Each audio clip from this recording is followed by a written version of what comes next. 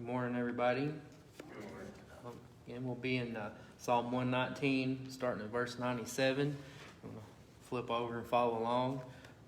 It's another beautiful day to be in the house of the Lord, to be in His presence, study His Word, to worship and praise Him. It's a little cool and it's raining some, but we need the rain like we need the sunshine. So it's always nice to be in the Lord's house.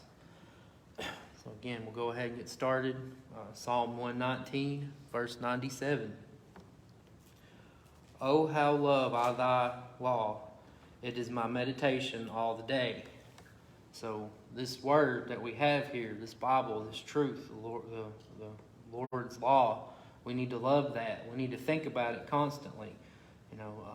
Obviously we can't read it all the day long. We've got, things we got to do. We got work. We got, chores around the house, kids to tend, grandkids to tend, whatever it may be.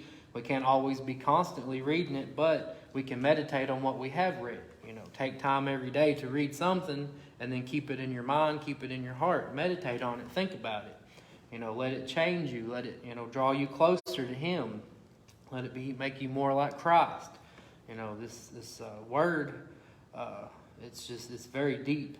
And the more you dig in, the more awesome it gets to you. The more you love it, the more you want to read it, the more you want to understand it, because you start getting to know that author of that word. Once you start to, learning about Christ, learning about God, you just want to dig deeper and deeper. And so it's something we need to constantly be thinking about. When we have this on our mind, it's going to keep out the fear and the doubt and the sin and the evil of this world. There's that old saying, that sin will keep you out of the Word, or the Word will keep you out of sin. So if we fill ourselves with the Word, there won't be no room for the sin in this world, the darkness, because we're full of light. So it's something we need to constantly have on our minds and think about. Apply that to our lives. Verse 98, though through thy commandments hast made me wiser than mine enemies, for they are ever with me. So, these commandments, when we put them inside of us, they can always be with us. They're ever with us. And we're always surrounded by enemies. There's always something out there. The enemy's trying to fight us, trying to attack us. This world's out there. It's dark. It wants to crush out the light. If that light's in us, we're going to be battling them. But this word's going to give us power. It's going to give us authority. It's going to make us wise. It's going to show us how to defeat this world. Christ already won the victory. If we follow behind Him, we have that victory also. And how are we going to win that victory? Well, how did Christ win it? Through the Word. He was obedient to the Word. He was obedient to His Father. When the devil tempted Him, what did He say? Did He punch him in the nose? No. He said, the Word says. It is written. He threw the Word back at the devil. And the devil gave up and ran away and fled from him. Because he resisted through the Word. Because the truth is light. It's life. The devil is darkness and death and lies. And so when you present the truth, it scatters the lies. So when we study this word, we know this word, it makes us wiser. It gives us an edge over our enemies that are fighting against us, because if they were studying the word and we were studying the word, we'd be living it together and we wouldn't be enemies, we'd be friends. We'd be brothers and sisters working the same direction and not pulling against each other. So we have an advantage. Those that are saved, those that are seeking God, studying His word, been washed in the blood, filled in the Spirit, we have an advantage over this world. Christ has already won the victory. We just have to walk behind Him to get it also. I have more understanding than all my teachers, for thy testimonies are my meditation. We're not knocking teachers. We're not knocking education. That's a good thing to have. But we also have to understand that there's something more important than that. Get an education, listen to your teachers, obviously, but keep this word first, because this truth is a holy spiritual truth. This is going to prepare you for eternity. What you learn in school, your teachers teach you, is to prepare you for this life on this earth to, get a good job or make money, whatever it is, and stuff like that. But, the stuff in here is going to prepare you for eternity. It's going to prepare your soul so that you have a rich and blessed life with God in His presence forever in the afterlife, in heaven. So these words that are here in this word, the book, the law, the studying this, there's so much more depth and wisdom and understanding here than anybody could ever imagine. We could study it your whole life, 8 hours a day for every day of your life, and you just still wouldn't master everything that's in this book. It's so deep. There's so much wisdom here, and when you pray and seek and obey it, it unlocks, and you get deeper and deeper into it, and it doesn't ever end. It's just a bottomless well, that you just keep drinking and drinking from, and it never dries up. As long as you're seeking it, you're in it, and the more you drink, the more there's there to drink, and it just expands, and it's just like that love of God. It's just there's no depth that it stops at. It just goes deeper and deeper. I understand more than the ancients because I keep thy precepts. Maybe this is about people in the past. Maybe it's about the elderly people that's around that may be unstudied, unlearned. But when you study this word, it's going to unlock things. God's wisdom doesn't have to be something that is developed over hundreds of years. It's already here. It's there. But when you study it at a young age, if you pray for understanding, a youth can understand it and have deep wisdom. You could be in a teenager or early 20s and have more understanding because you've studied this word and prayed and obeyed it than somebody that's 70, 80 years old that's kind of half-heartedly followed it. So we don't want to put an age limit on this.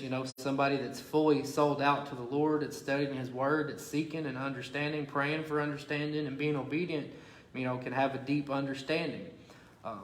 And then, of course, somebody that's been in the way for 50, 60 years, how much wisdom and depth are they going to have in this, that's walked the path and walked the way,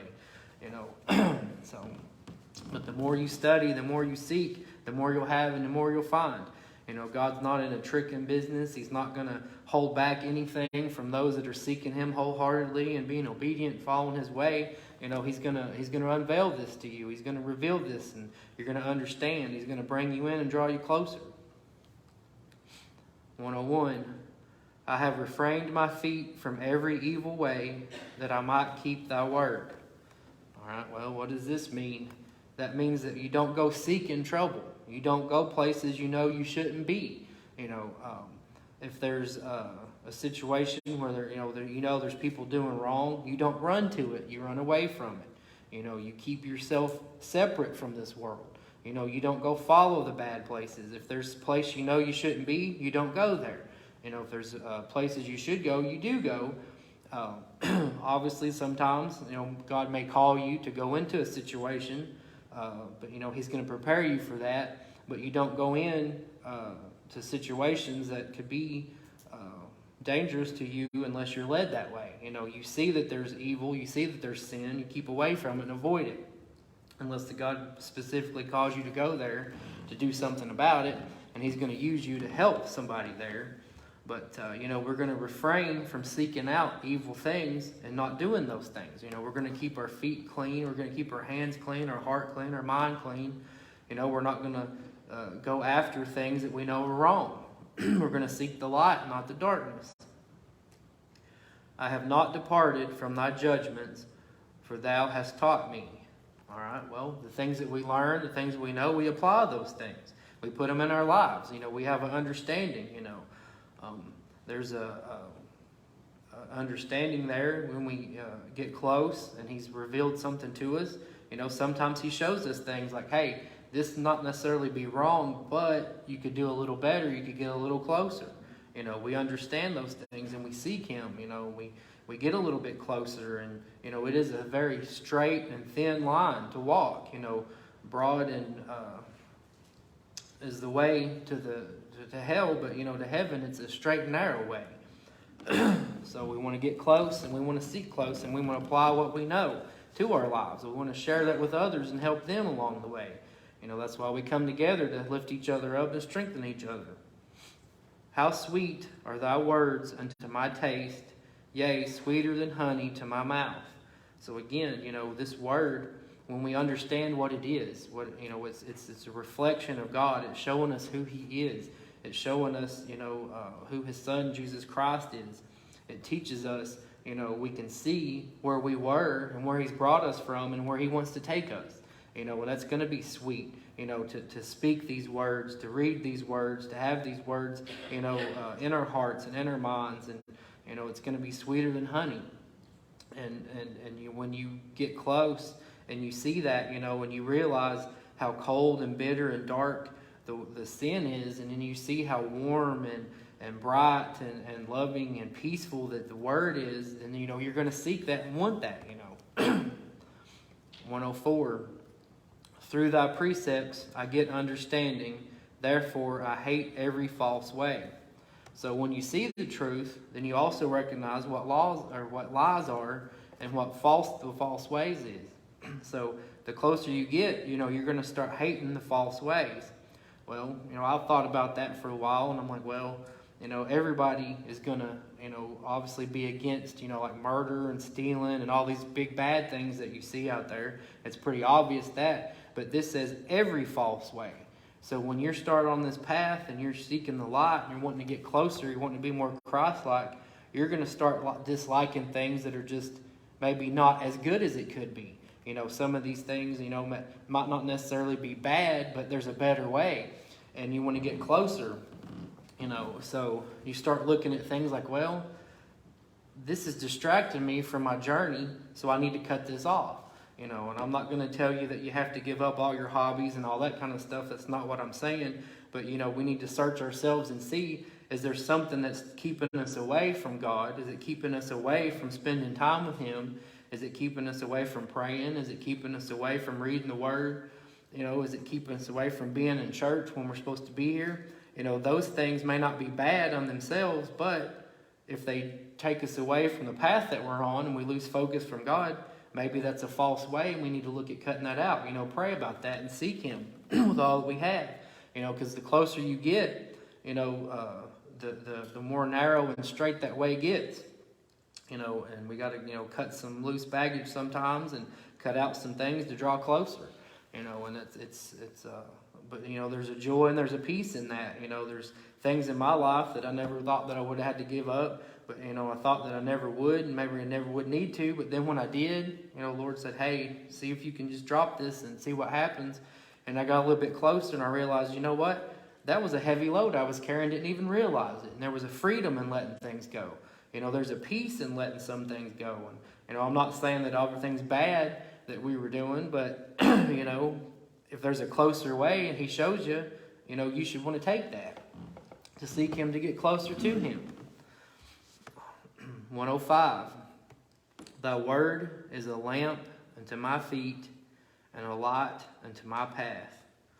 All right, now this is a very familiar verse. A lot of kids hear that when they're have Bible school and things. It's one of those favorite verses they want you to read and memorize sometimes. But, you break this down and think about this. This world is a very dark place. It's very sinful. It's very evil. There's a lot of... And it's not the earth itself, because that's a beautiful creation the Lord made, but the people, the society, the atmosphere that the enemy has created, that we've allowed to let all these bad things happen. It's dark. And this word is a lamp, because when we were lost and you don't have the Lord, your eyes are blind. You can't see. It's dark. And when that word breaks through, the Spirit draws you and you accept Christ, your eyes are open and He becomes that lamp that breaks that darkness so you can see the path that's in front of you. He becomes that light that you can see to walk on. Your feet don't have to stumble. They don't have to trip anymore. Because you get up in the middle of the night in the dark, sometimes you may walk around and trip over something or hit your foot on the leg of a coffee table or something like that, maybe bump into a wall or a dresser, whatever it may be, because you can't see. Well, this word is our light. It's a lamp, it's a light, so we can see where we're going and move so we don't trip up, we don't fall. When we hide this in our heart, it opens our eyes so we can see what this world is, and there's a split so that we don't have to walk in the darkness anymore. We see that way, that straight, narrow way. It's revealed to us, and He gives us that so that we can make it through. When you just dig into that and you think about that, how we were when we were lost, how we were just stumbling around in the dark. You know, we kept getting hit, and the world was beating us down, and there was nothing to help, and, you know, we were just lost and stumbling, and we didn't have a clear path to see. And then when that light broke, you know, and Jesus came into your life, and you accepted him, how your eyes were opened. You know, we were once blind, but now we see. And then the light started showing, you know, this word, you know, was opening your eyes, and Christ opened your eyes. The Spirit showed you, you know, that there was a better way, that there was light, and you've seen a clear and open path to walk on, that straight and narrow way. And, you know, you started avoiding things. You know, you were avoiding the dark places, the false ways, and all the things that are there. And, you know, you had a clear and open path that the Lord showed you. And he gives you strength to walk that path. You know, when we hide this word in our heart, you know, he directs our feet, he directs our mind, he directs our heart, and we can see. You know, it's a light that shatters that darkness. I have sworn, and I will perform it, that I will keep thy righteous judgments. You know, again, you know, when we learn this word, you know, we need to hide it in our hearts and our minds, and it needs to guide us. It needs to lead us in the decisions that we make, and the reactions that we have to people, and the interactions we have with everybody around us. You know, we need to crucify that old man and put that flesh down and let the Spirit, you know, and this word rise up in us to guide how we do, what we say, and how we act, and, you know, the work that we do with our hands and our feet, and the words we speak with our mind, with our mouths, and the thoughts we think in our minds, and, you know, the things we look upon, the things we hear. You know, this word has to guide us and lead us. I'm afflicted very much. Quicken me, O Lord, according unto thy word. You know, there's a lot of garbage out there. There's a lot of darkness. You know, it surrounds us, and it wants to fight it. It wants to find a way to get in. You know, when we study this word, you know, we keep this word in our hearts and our minds, you know, it can quicken us, which is, you know, makes us alive again and strengthens us and gives us that hope and that peace to get through. You know, and there's going to be challenges in life, but, you know, we have that promise that we're not going to be forsaken and left alone. He's going to walk with us. He's going to stick closer than a brother. You know, my soul is continual. Oops, sorry, I just skipped to one there. Accept, I beseech thee, the free will offerings of my mouth, O Lord, and teach me thy judgments. So it's saying, you know, I'm calling out to you.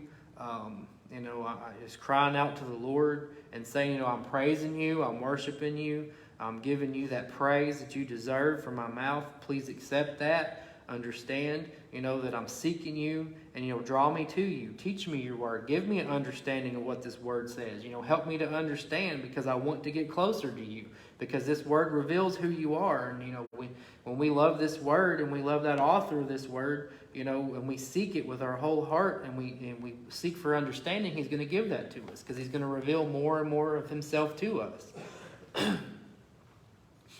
109. My soul is continually in my hand, yet do I not forget thy law. So, you know, trouble is going to come, life's going to happen. You know, the good and the bad, the ugly is going to happen, but we don't forget the law. We don't turn away from it. We use this word. We use his commandments. We use the precepts of this word to understand how we need to react and how we need to move through this life. You know, you hear all the time people talk about, man, I wish life had an instruction manual. You know, it'd be so much easier if there was just an instruction manual for this and that. Well, we have one. It's right here. It's our Bible. He gave us this. This is our instruction manual. You know, if we don't read it and we don't understand it, don't apply it, that's on us. You know, he's gave us an understanding. And, you know, the good thing about that is, too, if something's a little bit confusing, we don't understand it, he gave us that 24/7 hotline in prayer that we can call him and ask him, say, hey, this is what I need to be doing. This is what your word says, but I don't quite understand it, or how do I apply it? You got that help center to call, and he's going to answer no matter when it is. You know, day or night, the middle of the day, the middle of the night, first thing in the morning, last thing at night, he's there. He's available. And if you call out to him, he'll will not forsake you. He will answer. You know, he's never asleep. He's never on vacation. He's never on break. He's there. So we have that wars too, to, you know, as always, you know, never-ending resource there, that, you know, just to pray and pray for that understanding. The wicked have laid a snare for me, yet I erred not from thy precepts. And again, you know, the world's going to come against you. It's going to fight you. It's going to battle you. But you know what? You keep your head up. You keep your eyes lifted up to God. You keep serving Him and doing the work that He's called you to do. Do the things you know to do. You know, when you know to do something, you do it. And He's going to take care of those. He's going to take care of the enemy that's out there that's trying to derail you, try to catch you in a snare or set a trap for you. And when we keep to Him, He's going to see us through it. Thy testimonies have I taken as an heritage forever, for they are the rejoicing of my heart. You know, this word is full of promises, you know, and God says, you know, this is how it is, period. You know, we learned last week, you know, that this word is forever settled in heaven. And so what it says is going to come to pass. You know, God's not saying, well, maybe. There's no maybes here. It says, if you do this, I will do this. You know, this is what's going to happen. This will happen. They're guarantees. They're promises. It's guaranteed. It's written down in stone. You know, the Ten Commandments were literally written down in stone. And what the word says will happen. We have that promise. We have that hope and understanding to know that, you know, when we trust in this, that there's going to be a promise that's going to be fulfilled in it, you know. And we follow this word, we follow the way, we do the best that we can, you know, we're going to have that home in heaven with Him. And that should make us rejoice. You know, we have bad days. Life's going to happen. But when we have those dark days, we have those days where we struggle, you know, we can hang to the Lord knowing that He's not going to leave us. He's going to see us through. You know, I have a friend that always says, you know, when he's struggling, having a bad day, he says, I look back and think, he goes, so far in my life, I've made it through every bad day. I have a perfect record. I've made it through every bad day. I'm still here, you know. And you think about that and you're like, well, that's true. You know, and how many times have we went through things, especially when you've lived a few decades, you know, you start getting some life under your belt, some tread on your tires there. You start thinking, you know, well, how many things have I went through I thought was going to kill me? How many things have I went through that I thought this was it? This was what's going to end me. It was going to destroy me. This is going to be the last thing, the straw that breaks the camel's back. But I made it through. The Lord saw me through it. He was faithful. He carried me through, you know. So when you have that bad day, you look back, your track record says, well, so far you've made it through every bad day. So, you know, the Lord was faithful before. He's not going to leave you. He'll see you through this too.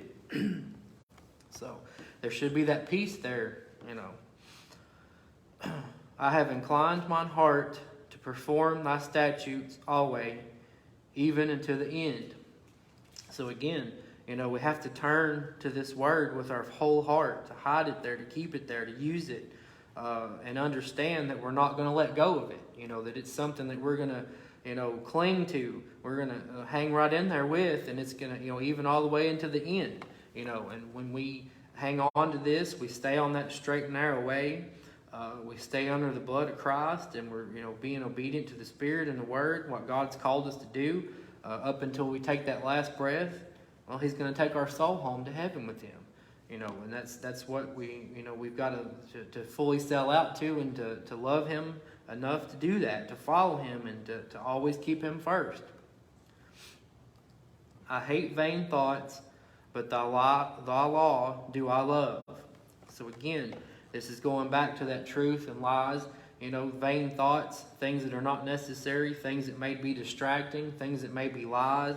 It may be anything that's going to distract you from the truth, anything that's going to distract you from the way. You know, hate those things.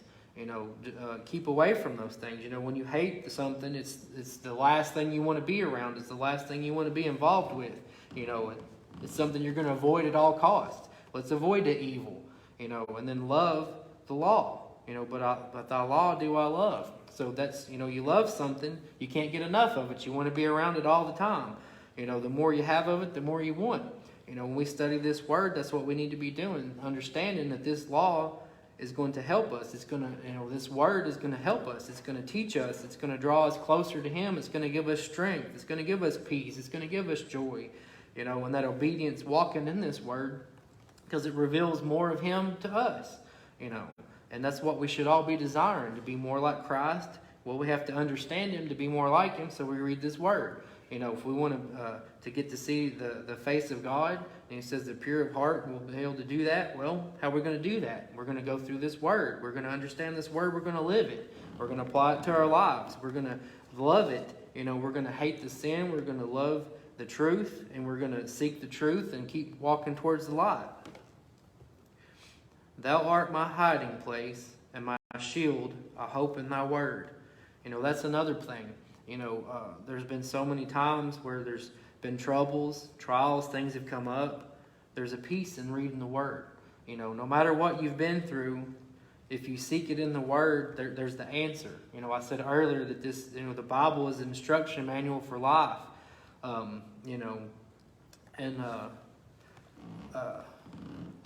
matter what you've been through, there's something you can find in here to read that somebody else had went through.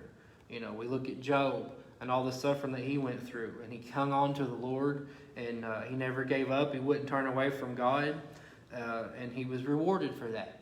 All the pain and suffering, everything that went through, the disciples, what Christ himself went through, you can find an example of every trial and struggle and everything that you're going to go through in your life in this word. And you're going to find out how God led somebody through it. So there's a peace here.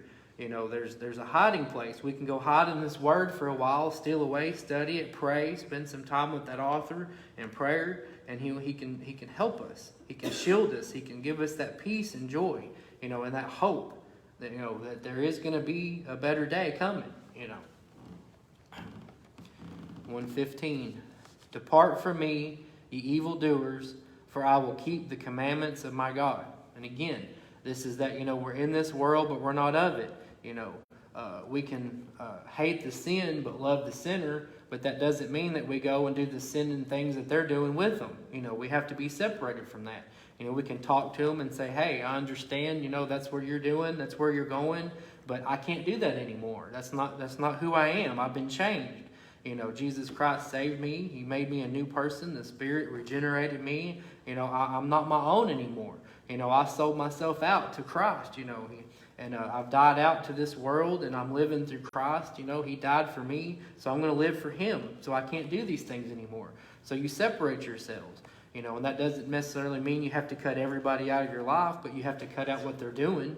You can't reach them if you completely shut them out, but you just can't go and be a partaker of that sin. You can't be an enabler and telling them that, hey, it's okay with your presence being there, So you have to separate yourselves. We have to keep these commandments and keep this law and keep that, that light shining in our lives that others may see and they may seek the light also.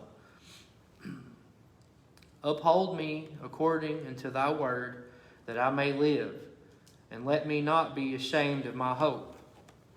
Okay, so it's saying here that, if we walk in this word, that we're going to have life. Well, yeah, of course that's true. It says that the word became flesh. That was Jesus Christ. He said he's the way, the truth, and the life. Well, how does he say that he's the way, the truth, and the life? Well, it's because he's the word became flesh. He understood this law. He helped write this law. He was the living and breathing word of God. And so he was the way, and he is the way, he is the truth, he is the life. If we have this law in us and we understand it, this word, it lives and breathes in us, the Spirit's in us, that's Christ. We're going to have life. When we were lost and we were sinners, we were dead. We might have been up, walking, talking, moving around, but spiritually we were dead. This word is going to give us spiritual life. It's going to create life in us. It's going to quicken us. It's going to take us to heaven because we're alive and we have that hope and that peace. And we should never be ashamed of that.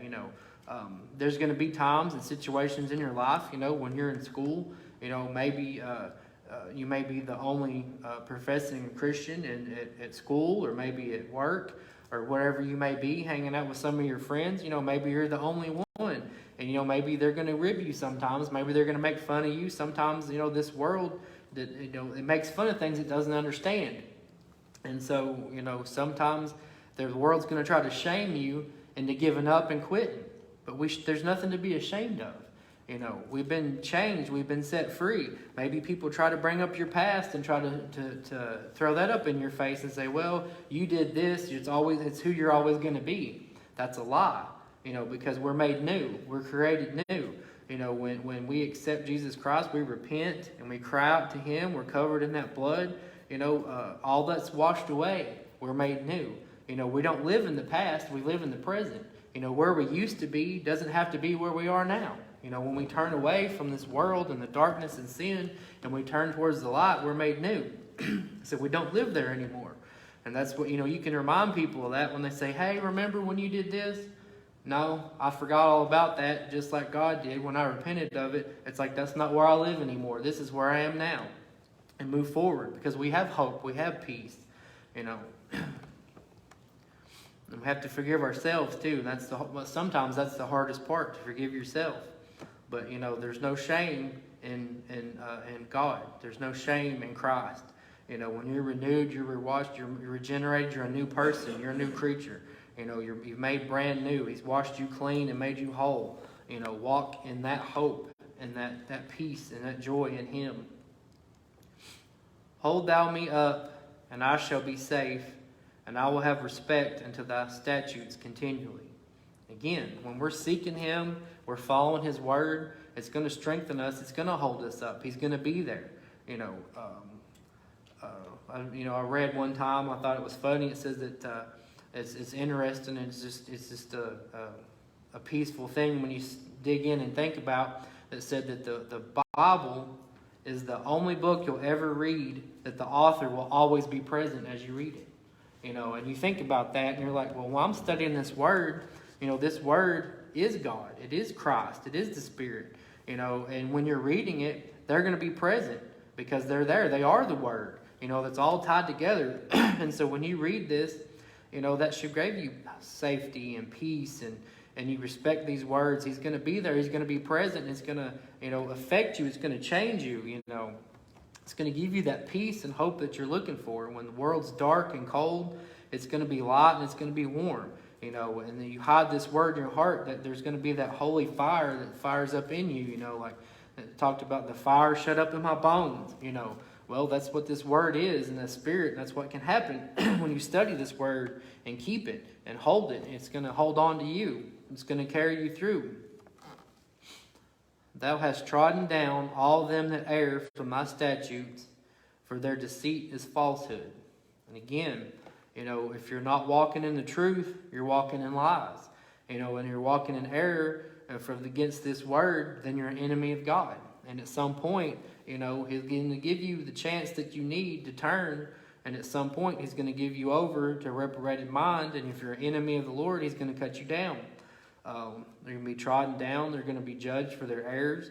And, because they chose the law, they chose the darkness, they chose sin, they chose the lies. Deceit is falsehood, it says right here. So we have to turn away from that and turn to the light and be saved. Thou puttest away all the wicked of the earth like dross. Therefore I love thy testimonies. So, going into that dross, we talk about that. We sing some songs about it. We hear about it in the Word over and over again. And basically what that was is like when they had precious metals, they would get a big pot, cauldron, whatever, and they would heat it up. And if there was anything that wasn't pure, like whatever that metal was, gold, silver, whatever it is, if it was lighter than that, it would float up to the top and they could scoop it out, and then what was left would be the good stuff. Or if it was thicker, it would go down to the bottom, and they could scoop out the hot molten gold or silver and scoop it out, and it would leave all the bad stuff, that dross, in the bottom. So basically that's just like a purifying thing. So sometimes when God puts you into the fire, he's testing you out. He's trying to get out all the bad stuff that's in you. You're going to turn to Him so He can clean you up. Well, in this situation here, it's like it says, that at some point in time, the Lord's going to turn the heat up on this earth, and it's going to dry out the wicked. It's going to dry out the dross, and it's going to bring it up to where He can scoop it out and cleanse it. And that's why we need to hang on to this word and love it, that there's a hope and there's a peace. All this is going to end at some point in time. God's going to put peace and order, and sin is going to go to its place, and He's going to separate the evil and the wicked from the good and the pure and the holy.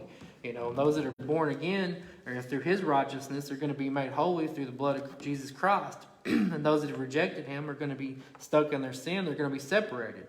You know, God's going to separate that precious metal, which is going to be his saved people, from that dross, which is those that were rebellious and rejected him. You know, and we have to have peace in that, knowing and loving that loving the fact that he's going to save us, that have sought him out and that love him. He's going to take care of us. My flesh trembleth for fear of thee, and I am afraid of thy judgments. You know, the closer we get to that truth, you know, the scarier it does actually get to see, you know, those that are opposed to him and the troubles that are coming to them. You know, to think about how horrible hell's going to be just the misery and that there's no hope, that there's never going to be, you're never going to feel the Spirit move again. You would never know Christ. You'd never see him. You would never know God, never know a peace or hope or joy ever again. It's just eternal torments to imagine about, you know, how he's going to separate, you know, and that fear of the punishment of his enemies. And then on the contrast to that love and mercy and grace that he has for those that have served him and loved him, you know, and sought him, you know, it should make the choice clear for everybody, you know. Why hang on to things of this world that you can't keep and lose your soul when, you know, you could give up things of this world to gain something you could never lose, you know, in Christ. And it's just, you know, it's a scary thought for those that just continue to reject him, you know, knowing that what this truth is, you know, that it's forever settled. As this word says, you know, there's only two ways to go. There's the broad and wide way that leads to hell. It's rejecting the light. And there's a straight and narrow that's accepting the light, accepting Christ, and loving the Lord. You know, there's no in between. You can't walk both roads at the same time. You're either on one or the other. So, you know, it's just a scary thought to think that people could reject the greatest thing ever that could ever happen to them. You know, it's scary. Verse 121, I have done judgment and justice. Leave me not to mine oppressors. You know, when you seek him, you do what he asks. You're working. You're doing the best that you can. You know, you seek that peace that he's going to see you through and fight the battles for you. He's going to take care of the oppressors, the enemies that are lined up, because they're really not fighting you. They're fighting him in you. You know, that's why the world's going to attack you, because it sees him in you. You know, because the world hates him, because darkness hates the light. So the more you get of the light in you, the bigger target you're going to be for this world. But, you know, we have that hope to trust in him, that he's going to carry us through. Be surety for thy servant for good. Let not the proud oppress me. And again, you know, you have that faith, you have that hope, and have that promise that he is going to take care of us. He's going to do good for us. He's going to shield us from this world. Those that are proud, those that are sinful and boastful in their sins, and you know, that are out there, you know, making all that noise, and you know, they're going to oppress those that are opposed to them. They're going to make up lies. They're going to do all this. They're going to fight. They're going to try to do everything they can to stop the light, you know, because they're of the darkness, and that's just a sad thing. Mine eyes fail for thy salvation and for the word of thy righteousness. You know, your eyes should be constantly seeking him, seeking closer to him. And, you know, your eyes are going to fail to find salvation in this world because it's not there. You know, you have to look to the spiritual things. You have to look to Christ. You know, there's nothing in this world, that's going to save you. You know, power, money, just whatever it is you're seeking, you know, it's not going to fill that void. It's not going to fill that hole. The only hope for salvation is the blood of Jesus Christ. Look into this word. It's going to reveal that to you. And, you know, we're going to have that righteousness through Christ. Deal with thy servant according unto thy mercy, and teach me thy statutes. You know, again, that's just like a child looking to their father or their mother, you know, saying, you know, I don't understand, I don't know, have mercy on me and teach me the truth. You know, teach me discipline, teach me the ways to follow you. You know, spiritually, it's the same way with God. You know, we're going to stump our toe every now and then. We're going to stumble sometimes and fall, you know, but when we're quick to repent, he's going to have mercy and he's going to teach us, you know. And part of that, you know, discipline is part of that learning process. And we should enjoy that he loves us enough to correct us. that he does have mercy and grace upon us. Because none of us deserve to be saved. None of us earned to be saved. It was a precious gift that he gave us out of his mercy and grace through his son, Jesus Christ. And so he has that mercy. We need to lean towards that. We need to cling to that and, to seek out that love and love him because he first loved us. I am thy servant. Give me understanding that I may know thy testimonies.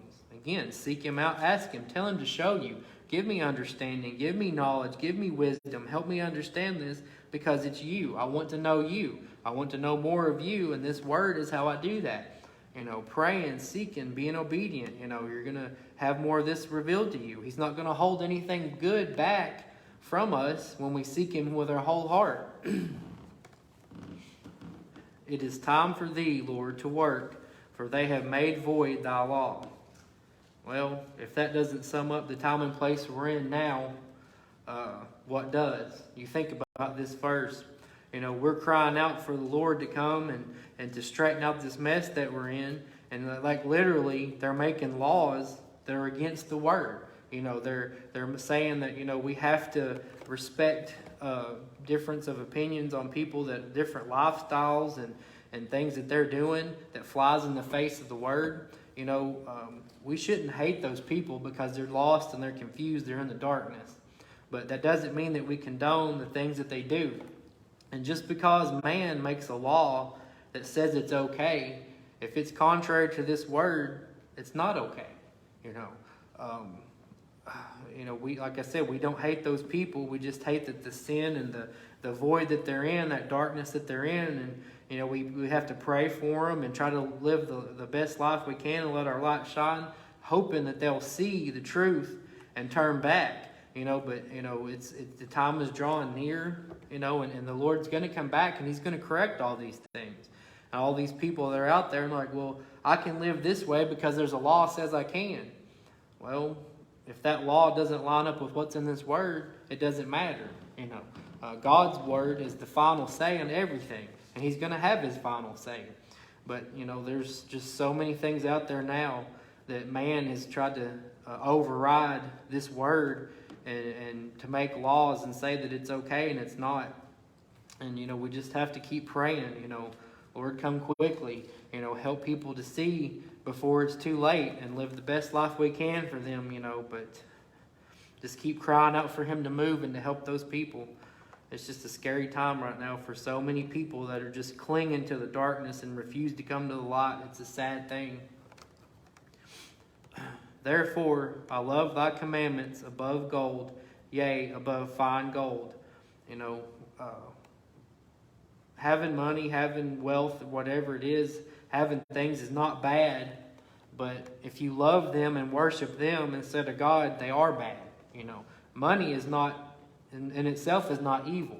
It's the love of money is what's evil. And that's because that replaces, God in your heart, and it replaces him being first. So we have to have him first, put him first in his word, his laws, his truths that he's given us. They have to be more precious to us than money, to power, and whatever possessions we may have. And like I said, it's not bad to have things, but make sure the things don't have you. That they have you distracted, they have you, misled, they have you chasing them instead of him. So he has to be first. He has to be that first love in our lives. Therefore, I esteem all thy precepts concerning all things to be right, and I hate every false way. And again, we have to hold up his truth, and put that first in our lives. Everything that he says and all the things that he says are right, that has to be right in our lives. All the things that he says is wrong has to be wrong in our lives. And we have to hate every false way. There again, that's the second time, we talked about that this morning. It's not just enough to know and to love the good things and the truth, but we have to avoid the lies. We have to dislike, we have to hate the false ways. We have to let him show us, that thin razor edge there between the dark and the light, and these gray areas. Everybody says there's gray areas all the time. If you're in a gray area, you've drifted off just a little bit, you need to turn back to the light. Because if you're looking at a light, there's no shadows between you and the light. The shadows are all behind you. All that darkness is behind you when you're staring straight into the light. So if there's any gray areas there, you need to make sure, check where you are, pray, and seek Him a little closer and turn back to that light. And, like I said, just avoid anything that could be a distraction or could take you away from the path that you're on, that straight and narrow way. To love the Word, to love Him enough, to love Christ enough, to love that Spirit enough to turn from anything that would distract you from the right way. So that's probably where we're in today. Again, we just have to love this Word, to love Him, to continue to seek Him and put Him first. And, He'll show us the truth. He'll show us the way. That's why Christ said, I am the way, the truth, and the life. He was a living, breathing embodiment of this Word. And when, we're following Him, we're trying to be more and more like Him, we're going to get closer to the Father through the Son.